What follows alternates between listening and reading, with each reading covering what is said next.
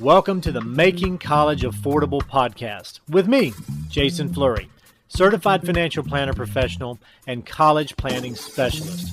I'm about to show you the inside secrets colleges don't want you to know and help you become a more educated consumer when it comes to paying for college.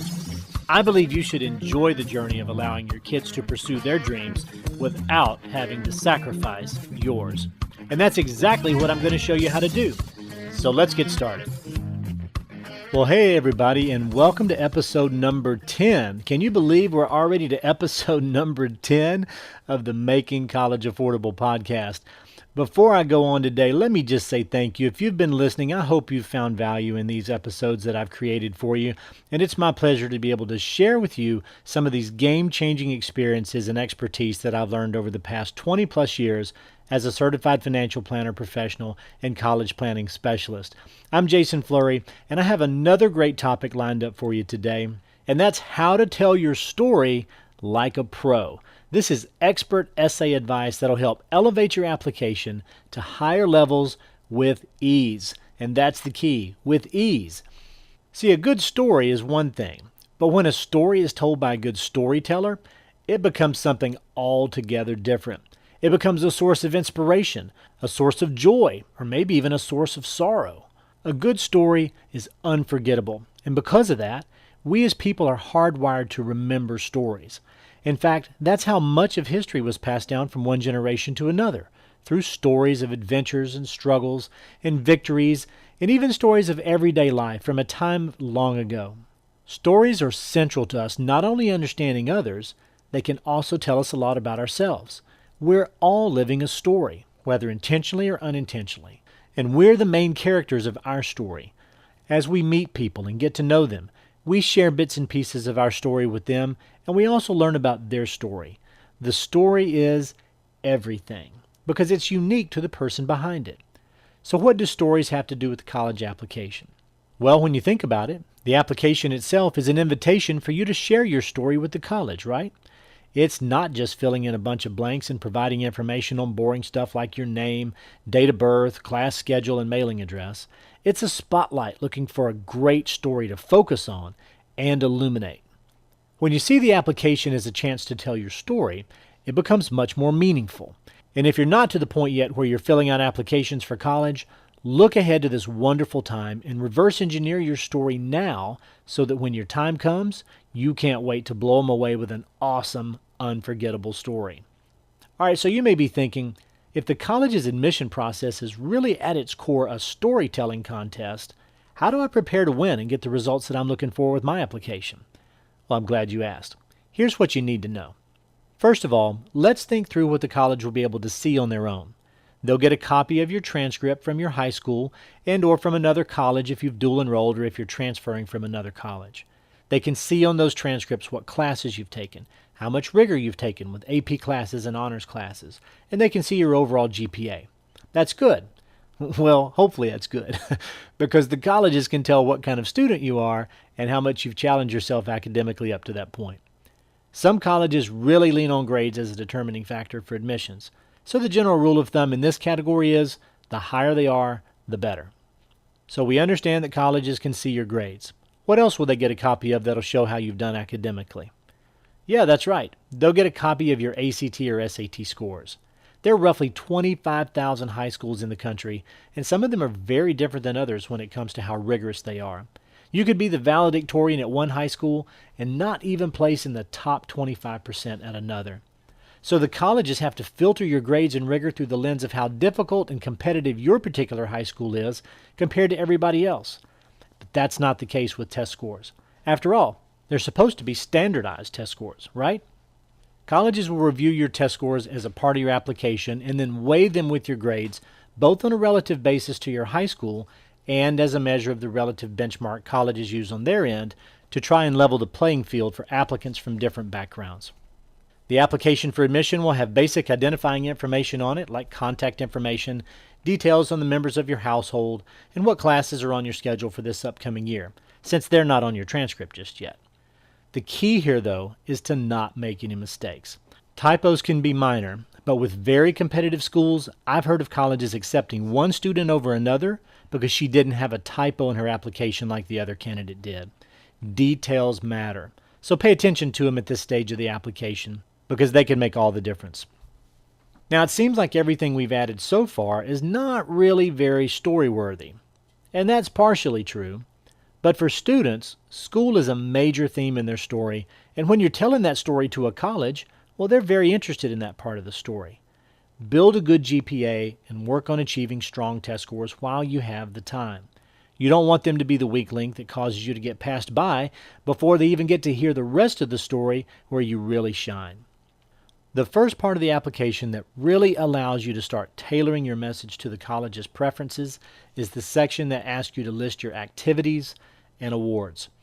I won't go into too much detail here on that, since much of what I shared with you in episodes 7 and 8 about how to build a winning college resume gives you a nice lead-in to this part of the application. If you've built your resume properly and done it first, you'll be able to easily complete this section of the application and share the highlights of your best accomplishments here to really set up one of the best and most important parts of the whole application, the short answer questions and the essay. By now, the colleges can see pretty much everything you've done up to this point, but one important thing is still missing from the story. They don't know who you are. Good grades and test scores and activities tell a lot about the person who's done them, but nothing says more than a personal story showing who that person really is. And that's what can bring about a tipping point in your favor with the story that you're telling. See, most people get to this part of the application and they dread having to write essays. They may be good writers, but it's different writing a college essay. The prompts can be obscure, and most students haven't written very much about themselves, especially in a persuasive format like the college essays are. Fortunately, there is a way we've found to master this part of the process and tell your story like a pro, but it doesn't start with the essay prompts, it starts with the student. See, I advise students to jot down a list of 3 to 5 key characteristics about themselves. These are the things that they feel are the essence of who they are, or who they aspire to be. Usually the things on this list are related to their character, defining moments in their life, or remarkable achievements that they've done. These are often the things that they recognize people saying to them about a particular talent or ability that they have. But regardless of what it is that's unique about that particular person, the first step is to jot them down somewhere and then prioritize them in the order of importance based on what characterizes that person best. Next, once you have that list finalized, you think of stories that illustrate times when the student has demonstrated those qualities. If it's something that they aspire to, tell someone else's story. But be careful not to use too much of the precious real estate in the college essay talking about someone else. They're the star of the show, and someone else's story is only there to provide context or to set the stage for the real feature presentation. So with a couple of stories in mind for each point, you can now look at the college essay prompts. Look at all of them, and then write them all down together along with the schools who's going to be able to see them. Also jot down any word or character limits you're going to need to remember for each prompt. So now it's time to compare your points and the stories that you have with those essay prompts. Match up the prompts with the stories that you have and see which ones fit where.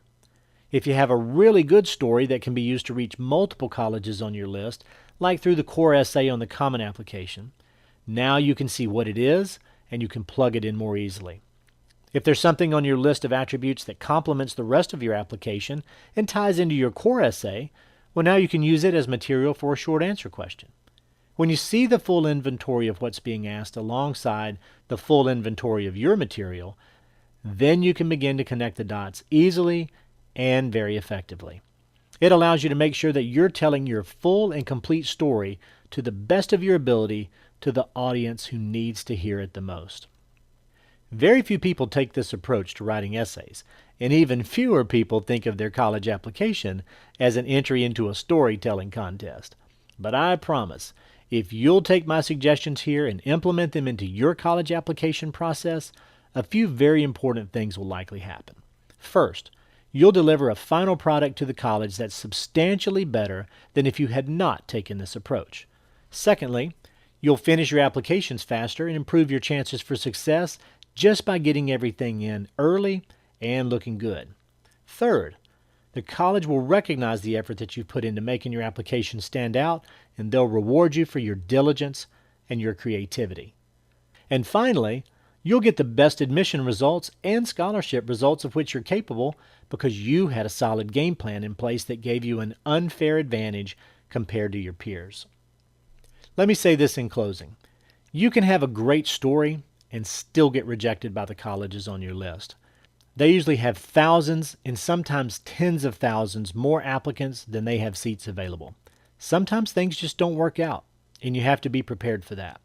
But to the extent that you can control the inputs that they consider and be in charge of the timetable by which they see them, and by that I mean applying early, you can set the table well and improve your chances for success. Use this approach for any application that you're completing, whether it be for school or otherwise. And if you can learn in advance more about what your audience wants to hear and then tailor your message to their preferences, you'll do even better. I'll talk about that some in my next episode, the top 10 college admission essay mistakes. But in the meantime, think about your favorite stories and think about what makes them so special. Is it the central character of the story, or is it the way you remember hearing the story told? Maybe it's both. All right, think about it. You got it? Okay, good. Now, work on telling your story with just as much clarity and excitement so that the story of you will be one that people will want to hear over and over again. A good story can't be kept quiet. And if you can share your story with the college of your dreams in a way that makes you irresistible to them, you'll create a magnetism that irresistibly draws them to you. Now, who doesn't want that? Listen to good storytellers often. Pay attention to how they tell the story, and also listen to what's in the story itself. Stories have been around for a long time, and the best ones last forever. As you're making choices and living your life, live one that's remarkable and worth remembering, and then tell your story with confidence so people can see the very best of who you are and who you're becoming. If you don't tell your story, how will anyone know? You have to tell them, and you owe it to yourself to prepare for that opportunity ahead of time. It may be the only chance you get, so make the most of it. I hope you've enjoyed and benefited from today's show. If you like what you've heard, please give us a good rating wherever you get your podcasts and share us with your friends. Also, if you have any specific questions or comments about anything we've covered today, email those questions to podcast@mycollegeplanners.com.